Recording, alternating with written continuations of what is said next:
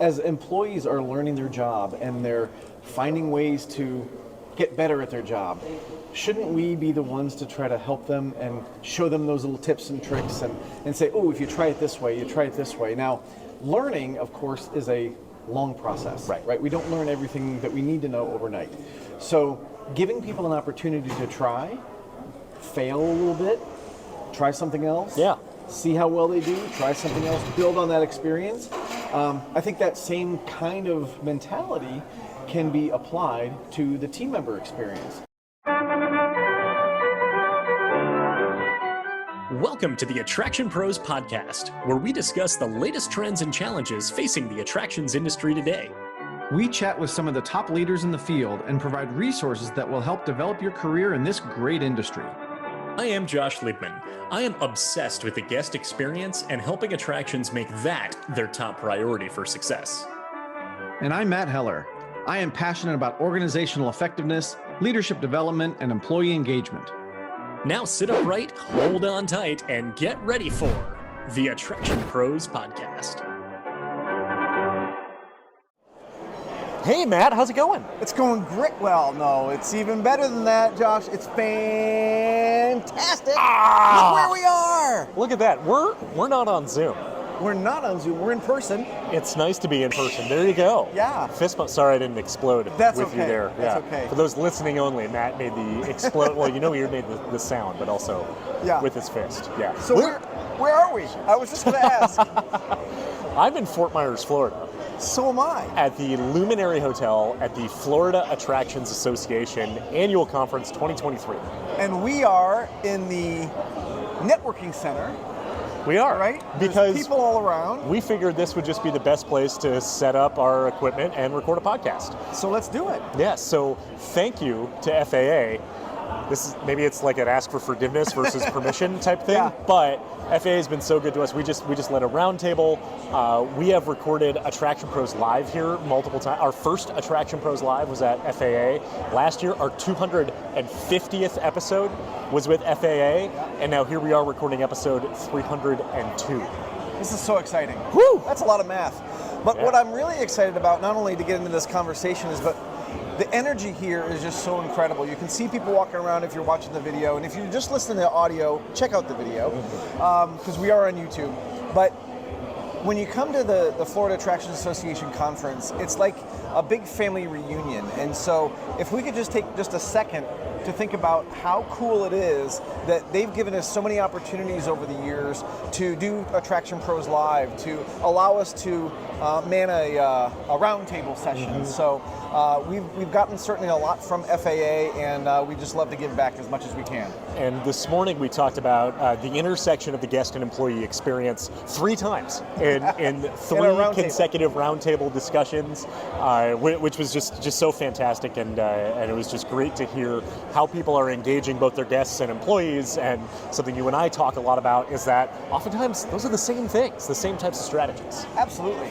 Just a couple of quick things from that conversation, if you will. One of the things that was brought up that we do for our guests is upselling, right? Which is a great way to make sure that they're getting the best value they possibly can, that they're experiencing all the things they want to experience. And the light bulb that went off in my head was, can we do something like up service for our team members? What do you think that would look like? I thought that was, I was so glad you brought that up, because it's, for guests, we want to, whether we call it upsell or whether we call it, suggestive selling, we've got combo packages, we've got VIP experiences, we've got all these things that guests can do and ultimately spend more money doing it. It generates more revenue from the guest and it increases their overall value. So if we flip that around to the team member, we want to increase their overall value, and maybe it's not generating more revenue from the team member. Although in cases you do want your team members to generate more revenue for your business. So those two really go hand in hand. Hey Emily. Hello. How's it going? Oh, good to see you. That's okay. That's why we're doing it here. Yeah. We did this exactly because we hoped this would happen. Yeah.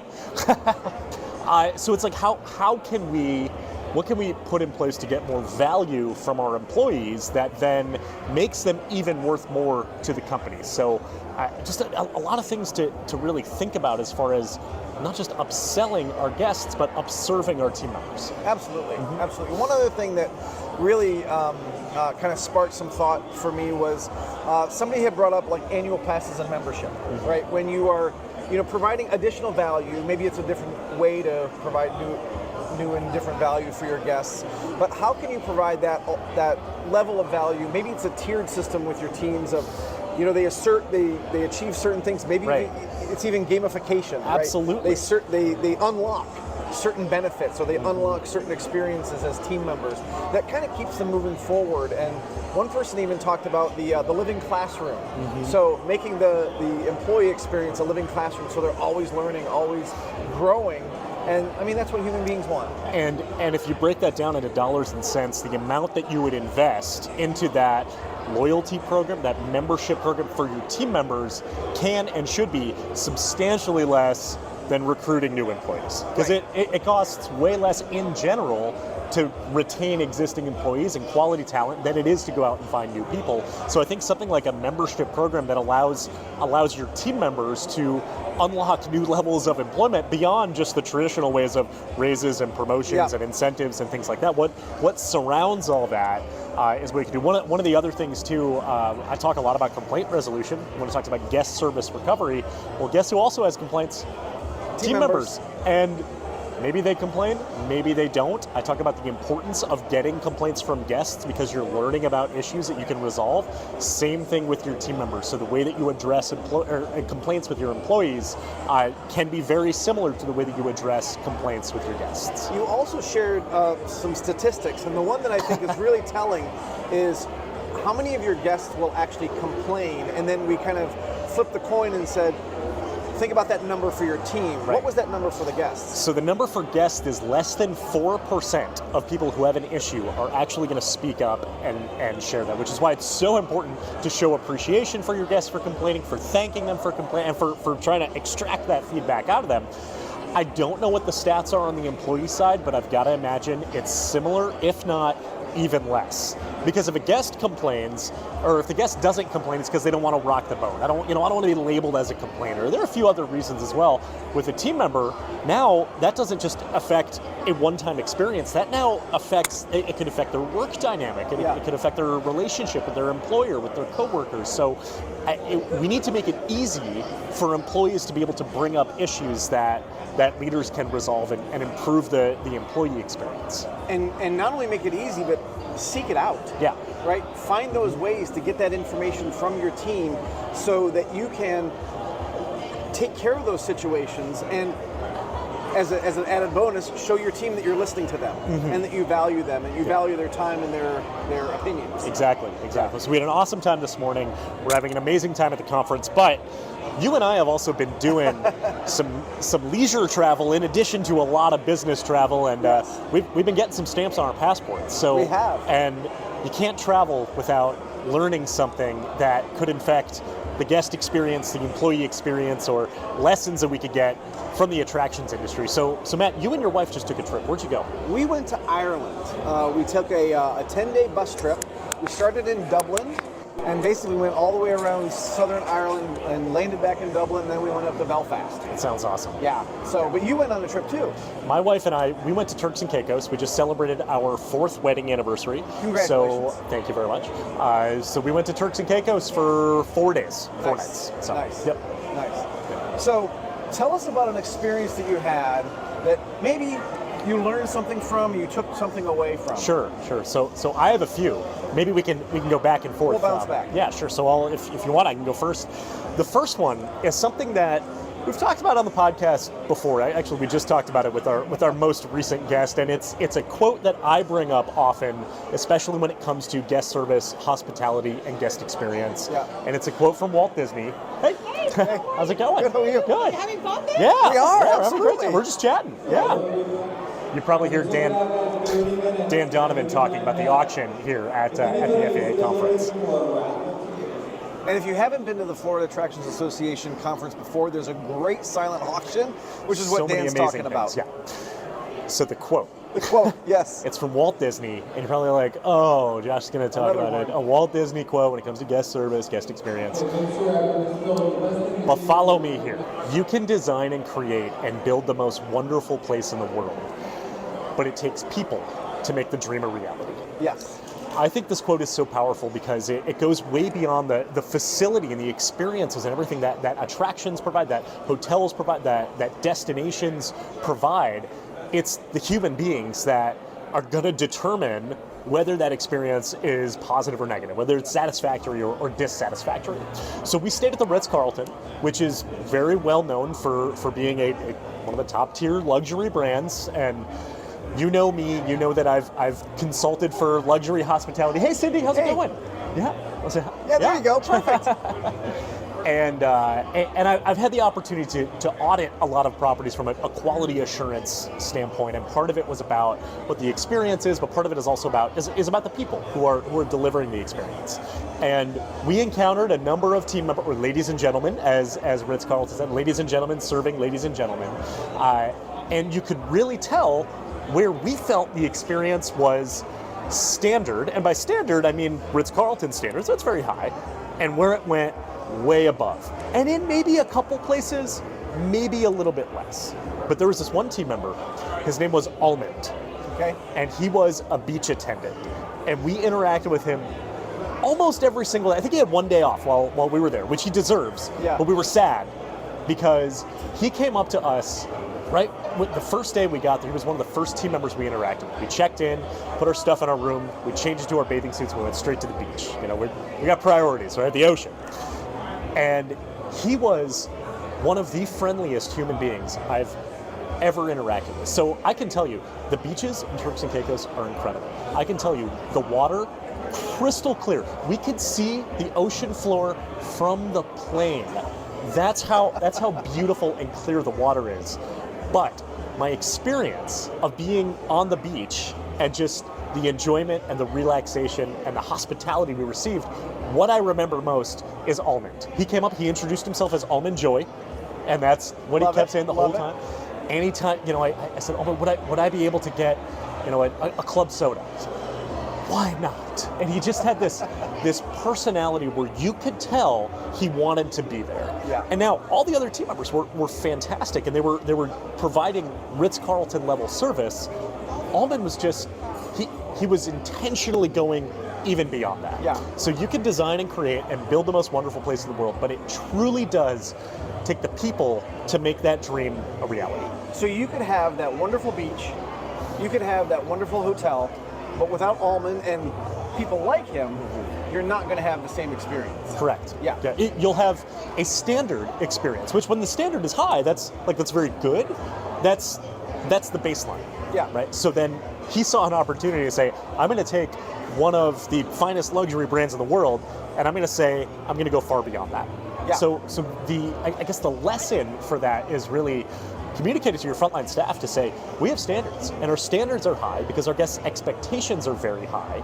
Your job is to meet and then get creative and find ways to exceed and go beyond that standard. What I love also about that is the way he answered that question. When he said, why not? Why not? Why not? You know, Yeah. exactly. That's exactly the attitude you Right. would want, right? Yeah. You know, so often we say, sure, or No of course, problem. or no problem, Yeah. or whatever it is, or any of those other phrases that just kind of pop to your mind, but why not? Why it's not? Of course and you can have a just, club soda. If you're watching on video, you can just see his body. I'm body language emulating change. Almond's body language Yes. at the beach trip. Yeah. So that's lesson number one for me. So I had a similar experience with a team member that I remember his name. His name was Eddie.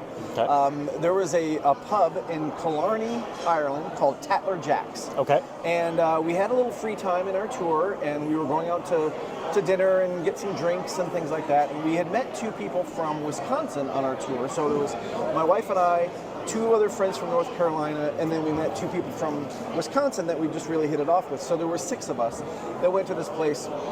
Didn't know anything about it, you know, when we first walked in, but there's Tatler Jack's. Come on through. That's okay. You can go through. It's all good. So we go in, and we walk up to the bar first, and Eddie is standing back there, and he hadn't developed the reputation that he was going to develop just yet. Okay. But he was standing back there, and he had a thick Irish accent. And I'm not going to be able to demonstrate that as well as I'd like. We use our imagination. Yes, well, I'll try a little bit. But some of the people in my group, they were asking about a certain kind of whiskey, a peanut butter whiskey. And he says, no, you can't have that, it's crap, And just the way he said it, and you think about somebody saying, well, of course you can try that. Let me give you a sample, right? That's a different type of service, but it got all of us laughing, right? And it's a pub, it's not the Ritz-Carlton. So you might expect a little different type of behavior. And so that got us laughing. Somebody said, can I have half a pint of Guinness?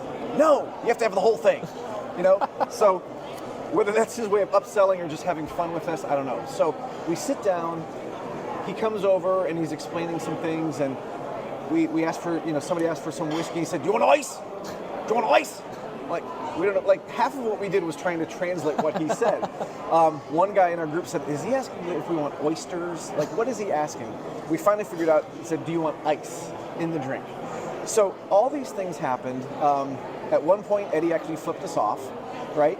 So that's the kind of interaction that we were having. Of course, we were drinking a little bit and, having a really good time. And we, if there was something we needed Eddie for, we just started chanting, Eddie, Eddie, and he would come over. So what really stood out about Eddie was that there was one person in our group who doesn't drink beer, doesn't drink whiskey. Mm-hmm. So the two big drinks that you have in Ireland. And she went up to Eddie at the bar and she said, this is kind of what I'm looking for. So she kind of described a drink. She didn't have a name for the drink. And he made something custom. He brought it over. She took a sip. And she said, this is exactly what I was looking for. Wow. Like, she didn't even know. She didn't order a specific drink, like I said. And Eddie said, well, I hope it's good because I've been doing this for 20 years, right? And what struck me and kind of came into my mind was when we're creating a service culture, when we are training people to be great service providers, it takes time. Like, I'm sure it wasn't Almond's first day. Right. And Eddie had been doing this for 20 years, making drinks and serving people and having a good time. And, it takes a long time to build up that confidence. So I know it's a struggle sometimes, especially with seasonal businesses where you say, we've got 3 months to build this. But I still think if you build slow and then you kind of build for the long term, maybe they'll come back the season after that or the season after that. Yeah. But don't expect Eddie and Almond service in 3 months. Yeah. Now let me ask you this. Yeah. Do you think that Eddie and Almond provided the same level of service as each other? I think that's for you and I to decide. Because it was very different experiences. Very different. He flipped you off. He was he was almost cursing mean. it. Yeah. Whereas you ask the same question. Almond says, "Why not?" And he says, "No, you can't do it. That's crap. Or you got to do the full pint." Yeah. So I think maybe the blend of part of the takeaways, in addition to it takes time to foster that skill set. Is also there's all different kinds of good service. All right, next one. Yeah. When you consistently exceed expectations, you consistently raise your guests' expectations at the same time. Okay, yes. So when we talk about guest experience and the perception, the memory that the guest has of their experience, we want to do everything we can to go above and beyond and exceed their expectation, but it does present a little bit of a paradox, because if you have someone who's a repeat visitor, or if it's someone who's familiar with your brand, then you are now training them on perhaps a new expectation.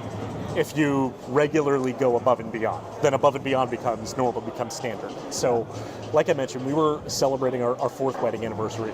We'd never been to Turks and Caicos before. We'd never been to this property. But our 3rd wedding anniversary, we did spend at another Ritz-Carlton in another country, America. But we had a similar type of experience when they acknowledged that we were celebrating our anniversary. And even when we got engaged, we stayed not even at a Ritz property, but it was at one of the higher tier Hilton brands. So there's kind of this sort of luxury standard in the way that they perhaps train expectations, that they want to celebrate with you in whatever it is that you're celebrating. So shortly after we checked in, we got a knock on the door, and they opened the door, and it was You know, it was actually it was the gentleman who checked us in from the front desk, which that actually was kind of surprising. And he came in and he had a bottle of champagne that was on ice, and had 2 glasses, and it had chocolate-covered strawberries written in chocolate syrup. Happy anniversary. That meets the definition of a wow moment. Yeah. You know, I talk about that a lot, right? It is something that goes beyond what the guest expects. It's beyond what they needed to do. Like, they didn't need to do that specifically. Didn't negatively inconvenience any other guests, and there was a minimal cost to that, right? There's a cost, but not particularly high. Here's the problem. I expected that. So there was, and I know this sounds maybe a little obnoxious, even to kind of say this, but I anticipated and hoped that they would do that at a minimum. Okay. So maybe this is now the way that I've been trained, and then even prior to this wedding anniversary, last wedding anniversary, when I consulted for properties like Ritz-Carlton, I would pick up on the way that they implement these types of things, which frankly is also what drives my decision to want to stay with those properties. So it's this weird sort of two-sided coin here, where they did something that was above and beyond, but at the same time, I expected that, because they've built a history of creating these moments that go above and beyond, built a track record across multiple properties, across countries, right? Across international borders, right? Of doing that. So it just kind of gets my gears turning to say, when you have a high guest experience standard in place, part of it is that you need to keep pushing it forward. Now, that's one of the things that I love about guest experience, is that it can't plateau. Yeah. There's no ceiling. Yeah. You can always find more and more ways to go above and beyond, but it's almost like when you see that your guests are starting to recognize the pattern, you need to do something to disrupt it. So it's, right. While you want to have it built into your routine, they saw the notes, wedding anniversary, boom, champagne and chocolate covered strawberries, you know? That's what they're getting, right? Because that's what we do, because it exceeds expectations, and we celebrate with that. But maybe now it's an expectation. But now it's expected. So that's just one of the challenges of exceeding expectations, is that you have to keep exceeding the expectations that you've exceeded. Exactly. Yeah. So I can't imagine what you might be expecting for your 5th anniversary. I can't imagine either. But I think that's part of the fun, is that we may not be able to imagine it, they may not be able to imagine it, but if they're thinking about it, if they're creative, right, it could be something where they do the same champagne and strawberries, but maybe there's somebody that is greeting you. Oh, it's the Liebman's coming, and we're gonna have a balloon that says 5 or something, you know. Right. And maybe they ask the number of wedding anniversaries, or you know, if they find out names of your children or something like that, and they can incorporate that in there somehow. You know, things like that would be even more personal. Right. And the thing is too is. This can't be a one-size-fits-all type thing. We made friends with 3 other couples on this trip. 2 of them were celebrating wedding anniversaries, and one of them was on their honeymoon. Oh, nice. So here's the thing. When you walk into the Ritz-Carlton Turks and Caicos, there were a few people we met who were on business. There were a few conferences that were happening, whereas the majority of leisure guests were there for the exact same reason we were. And we go in wanting to feel better and more special than everyone else. So there's also that challenge of, we have to exceed their expectations, but we can't say we also did the exact same thing to the room next door. Right. Right. We did the exact same thing to the next time. Right. So when you drive that personalization of the experience, it makes the guest feel like they're the only ones that matter in that moment, and tie it in with wow moments that perhaps you need to continually get more and more creative with. Absolutely. Yeah. Absolutely. So I've got another one. Okay. If you don't mind. I do mind that you do. Okay. If that makes sense. I don't think it does. But anyway. Please. So this one to me. Why not? Why not? Why not? This one to me shows that a genuine experience can transcend or exceed when you know what's happening. I'll explain. Okay, please unpack this. I will. Yeah. So, as a tourism professional, I've been on a lot of tours, right? I kind of see how they ebb and flow, and how people interact, and what their end game is. Of course, you go through a tour and you go through an attraction, there's a gift shop, right? You go through the tour, there's an opportunity to buy something at the end. You know what's And coming. tip the tour guide. And tip the Yeah. tour guide, all that kind of stuff. So one of the stops on our tour in Ireland was to make our own scones. And we will be right back after a quick break.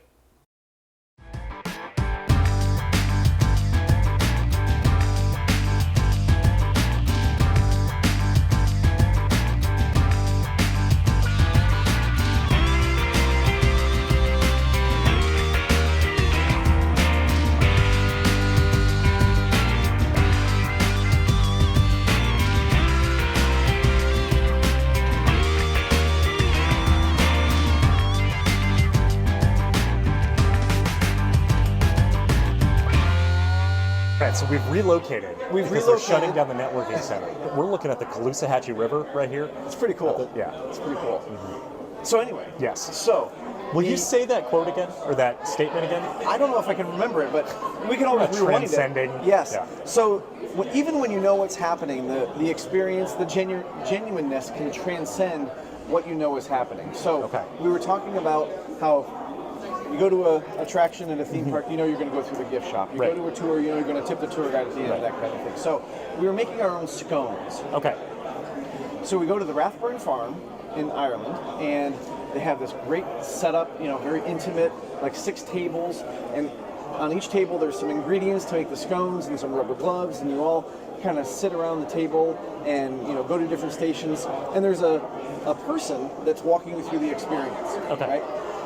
Super funny, kind of like Eddie, kind of made fun of us a little bit, you know, almost like a Dick's Last Resort, but making your scones, but super fun. Laughing. So the end of the experience, we make our own scones, right? We eat our own scones. So they bake the scones that we made, and then we get to eat them. Yeah. And during this whole process, I'm thinking, there's got to be something at the end. Like, yes, we paid for the tour, yes, you know, all that kind of stuff, but there's got to be something at the end, right? And so Frances, one of the owners of the farm, at the end she says, and if you've enjoyed the scones, you can buy the recipe. Ooh. People lined up to buy that recipe, you know, because it was so good. It was so simple. A sheet of paper? Like it was. Yeah, I mean, it was like a little card. Yeah. You know, but you bought the recipe, and of course, with that, you get these other cooking implements that you got or whatever. But here's the thing that I thought was so interesting. Tell me. I knew it was coming.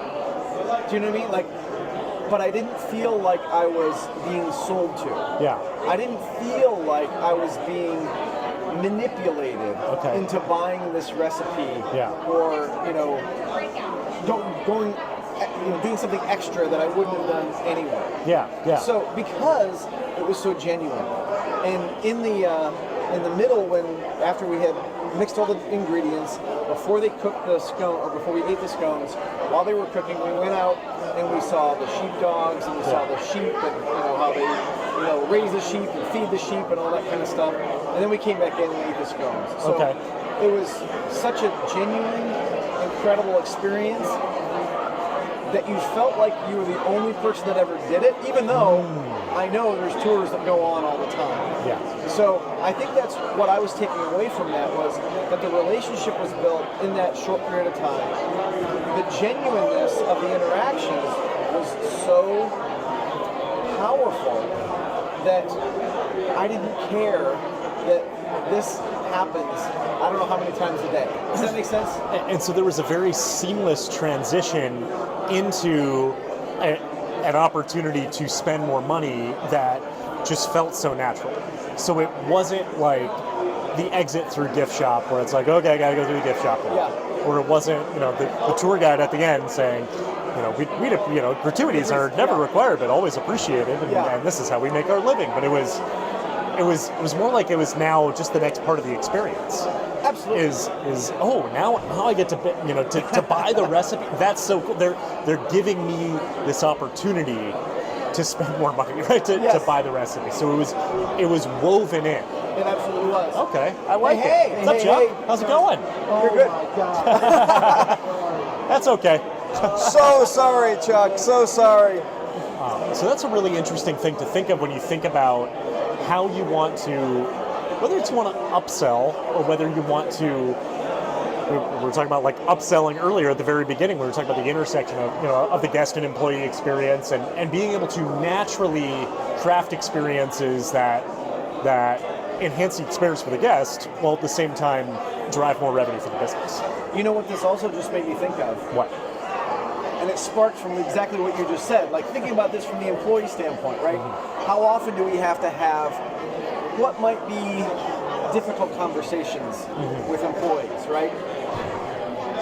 But if you've built a relationship with them, if you've been so genuine to that point that they know that everything you're doing is to help them, everything you're doing is to support them, everything you're doing is to make their lives better, then if you're having a discussion about their performance, it's got to be because you're trying to help them, Right. not because you're coming down. So when I think about that experience being so genuine that I didn't mind what was coming, I didn't feel manipulated, and we don't want our team members to feel manipulated either.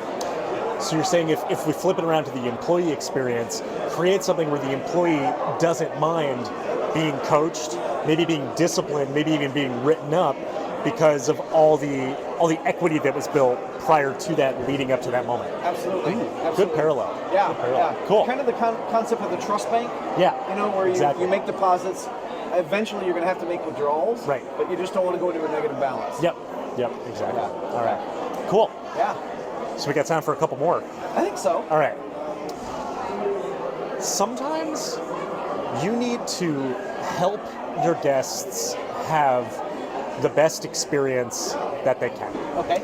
So I talk a lot about anticipating guest needs, which is that maybe we answer questions that the guest might not necessarily think to ask, or maybe we sort of intervene to kind of guide them to have the experience that you know that they should have. In this particular example, well, let me ask you a question. Okay. Have you ever paddleboarded? Yes. Are you good? No. Good. I'm so glad you said that. Okay. I've paddleboarded a couple of times, actually. Both were a little more inland. One was actually in the intercoastal waterways near Titusville and near like Cape Canaveral area, and it was like at dusk, and the water was just still. It was glass.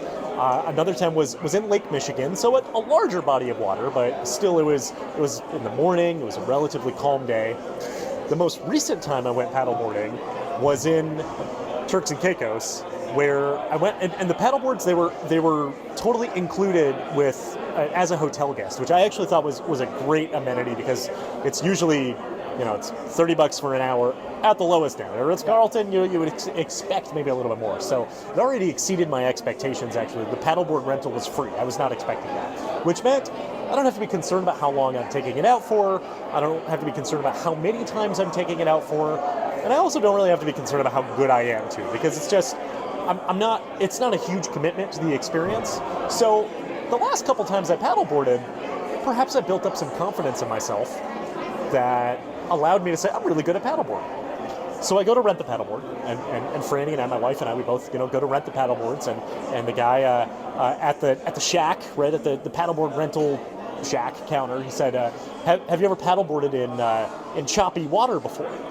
And I look out and I see the water, and there's some boats going by here and there, and maybe there's some waves a little bit, but I look at it, I'm just like, choppy water. I'll be fine. Okay? Yeah. And I said, don't worry about it. I've paddleboarded in this before. This is like narrator, Right, he yeah, was wrong, yeah. Right? So we get out there, and he gives us some really small tips and tricks on on basically just getting onto the board and weight distribution and things like that. And the other times I've done it have been, I think one time was off a dock, so solid, really was able to maneuver myself easily. This time you gotta paddle out on your stomach, and then you get out far enough to where you're gonna stand up, and then you gotta be really swift in the way that you shift all of your weight onto the board. Yeah. So I stood up and I started paddling, and I fell, and that happened several more times. Let's just say everyone on the beach had free entertainment. Okay. So this is, this was a humbling experience for my paddleboarding skill. And the guide, he waves me over, and Franny, she was falling too, but not nearly as much as I was. She was up and she was paddling around, and I think me falling caused like more ripples that caused her to fall Probably, off yeah. the board. Yeah. So I don't think she was annoyed with me, but she was also like, come on, Rich. So the guy, calls me back, and first he tells me, he says, well, I think, that you're with your height and the size of the paddleboard, you're a little too tall for the size of the board. And I said, well, first of all, I appreciate you telling me that, but I'm sure that that's not the only reason that's causing me to fall. Do you have longer boards? He said, no, this is the only size we have. But then he tells me some tips and some tricks on how to maneuver and distribute my weight so that I can do it. Try a few more times. I keep falling, and then he says, you know what? If you come back, right when we open in the morning, that's when the fewest amount of boats are out, so there's the least amount of waves and the water is the most still. So this was on Tuesday. Wednesday we had a snorkel tour, so we weren't able to go back on Wednesday. But we were back Thursday morning, right when they opened, and I got it. And same guy, we went over those tips, those kind of just like little tactics on just how to get up on the board. And I got up, and Franny and I both did, and one of our new friends that we met, I told you all the other couples that we met, one of them stayed back. He took all the pictures. So if you saw the pictures of me on the paddleboard, that was Roberto, his wife Kaylin. She was with us on the we went like 3 or 4 hotels away on the water, and then we did a 180, and we came back. The water was calmer. We were all up at the same time, and it was a much more pleasant experience. And I feel like it improved my experience because I needed that little guide and sort of that hand holding to have the best experience possible. And what it reminded me of is working in theme parks, and when I worked at Men in Black, that's a game that has, or it's a ride that's a game, right? And you accumulate points. And because I worked there and I walked the track every single morning when everything was quiet and the ride wasn't open, obviously, and I was able to see where all the sensors are, I knew how to max out, right? I knew how to literally have the best possible experience on that ride, because there's only 6 numbers, so you can only get 99999. And when people would come down, and when I would see that people kept coming back and maybe they were challenging each other and trying to beat their score, I would tell them each time, I said, hey, look for Frank the Pug, right? He's going to be up on the right-hand side as you turn around and you get the target's right in the forehead, right? And they'd come back the next day, I'd say, eyes in the trees. Those are 15,000 points apiece. And they'd say, hey, see that red button that it tells you not to push? Yeah. Push it right when you hear rip torn, tell you to press the subatomic thermal disruptor. So I was able to guide the guests on their experience that enhanced their experience. So it kind of ties in with those wow moments of, did I have to do it? No. Did that paddleboard rental attendant have to do that? No. But he was able to anticipate where he could add his expertise and his proficiency to enhance my experience. So, first of all, great story. Thank you. First of all, great experience and great way to explain that, and tie that back to the guest experience that you helped create for people. How about for the employee experience? Think about, because that's what I started thinking about too, right? Okay. As employees are learning their job and they're finding ways to get better at their job, shouldn't we be the ones to try to help them and show them those little tips and tricks and say, oh, if you try it this way, you try it this way. Now, learning, of course, is a long process, right? We don't learn everything that we need to know overnight. So giving people an opportunity to try, fail a little bit, try something else, see how well they do, try something else, build on that experience. I think that same kind of mentality can be applied to the team member experience. Continually training, continually coaching them and teaching them so that they can enhance their experience and have a better time while they're working, and that could also help retention. So as an employee increases their proficiency in their job, it feels more natural. It feels more second nature. And they see the effects of it, right? So you said like they try and they fail a little, and they learn and they test and adjust and they try again, and they collect small wins along the way. Yeah. Not unlike me on a paddleboard off the beach in Turks and Caicos. And I would also imagine not unlike Almond, right? Early in his career, not unlike Eddie, early in his career, not unlike us, early in our career. And kind of blending a lot of that together. Yeah. We experienced Almond and Eddie respectively, and based on our perspectives, and the other guest in your group who tasted the drink and said, this is exactly what I wanted. We envisioned that they were born that way. And that's And they're not. right. Yeah. And then we talk about all those years that it took to accumulate that proficiency, and the failures and the test and the adjust and the amount of times you'd fall off the paddleboard metaphorically. Right. But then, every time I did it, I kept saying, I don't care that I fell. I just want to get back on and try it a different way. Right. So we can use this paddleboard as the metaphor for the employee experience. It's a great metaphor, as long as you're not beating people over the head with the paddleboard. Which I was not. That's good. Yeah. That's good. One other kind of callback to Eddie is that he would not have been able to make that drink unless a couple of things came together. First of all, he had to listen, right? He had to listen to what the guest was saying and really take it in and try to understand what they were looking for. But he also had to have the knowledge of what kind of products he had that he could combine ice or certain alcohol or mixers and whatever to make exactly what she was describing, from her taste buds to her mind, Right.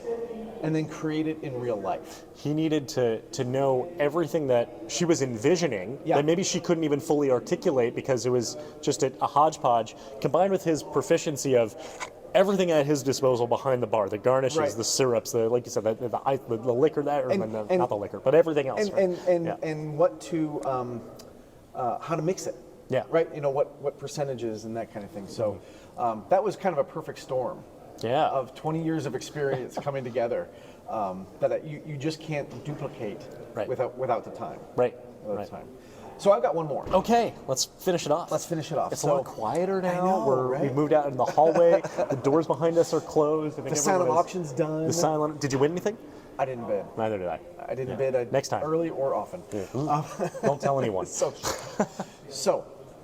the last experience to me has everything to do with environment. Okay. Right? We talk a lot about putting guests in a certain environment so they feel a certain way. Same thing with team members. We happened to, one of the stops on the tour was in Waterford, Ireland. Okay. Ever heard of Waterford Crystal? Yes. Okay. Well, we got to tour the factory, but this has nothing to do with this story. Okay. Anyway, so what we thought cooler than the Waterford Crystal Factory was we got to go to a pub that had been there for 300 years. Wow. And it was almost untouched. They just added bathrooms, I want to say, in the 60s? 1960s? All right. Okay, but it had been there for 300 years. Okay. So, I mean, it was a small little pub. One Yeah. room was kind of the room where you'd sit and drink and talk and everything, and then the other side was the bar. So you'd have to kind of go through this little breezeway to get to the bar.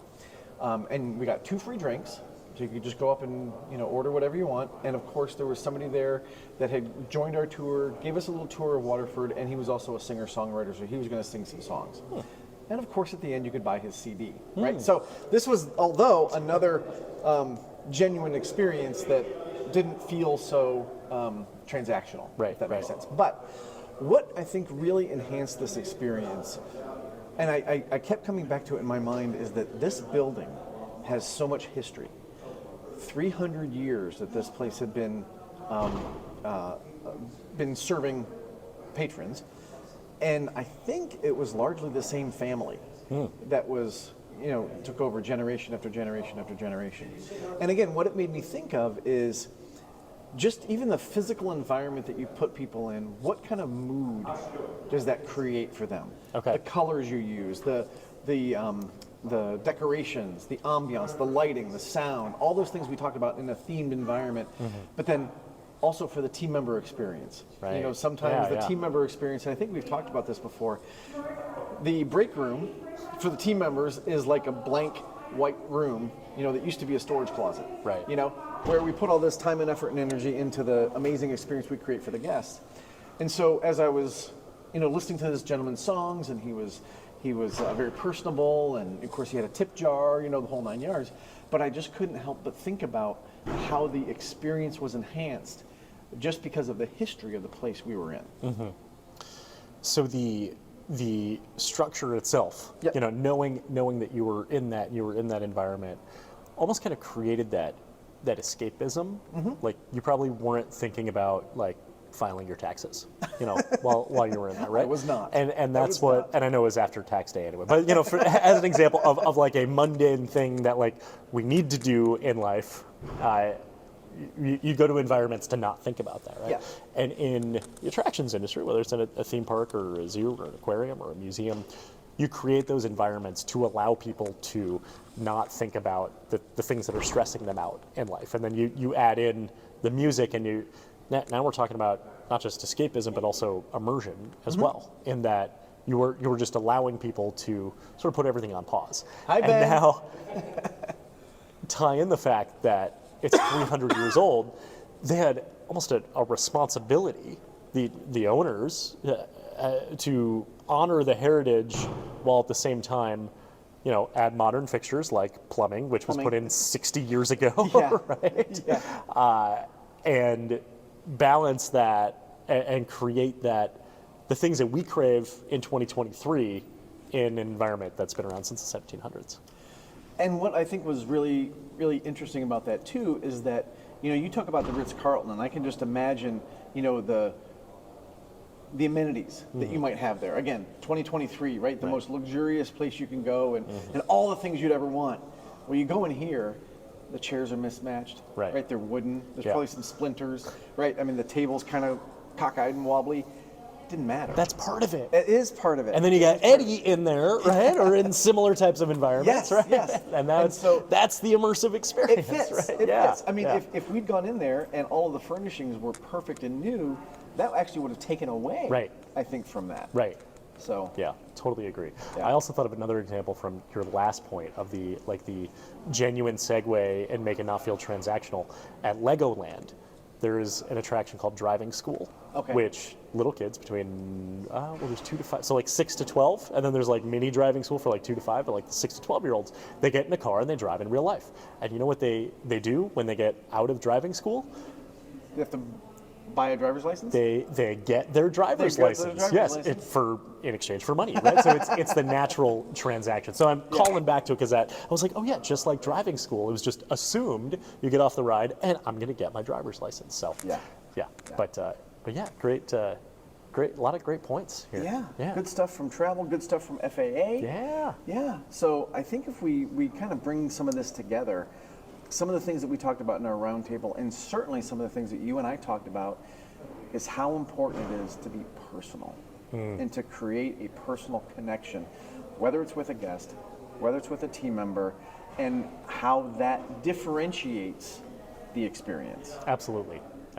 And that you should be focusing on exceeding your expectations, your guests' expectations, and getting creative by continually topping even what you've done before from these personal interactions for both guests and employees. Absolutely. Yeah, absolutely. So should we do like a quick recap here? So the first one being, it takes people to make the dream a reality. Yeah. The second one was takes time, decades to hone your proficiency and your skills. Absolutely. The third one was if you are exceeding expectations, then you are constantly raising your expectation. Yeah.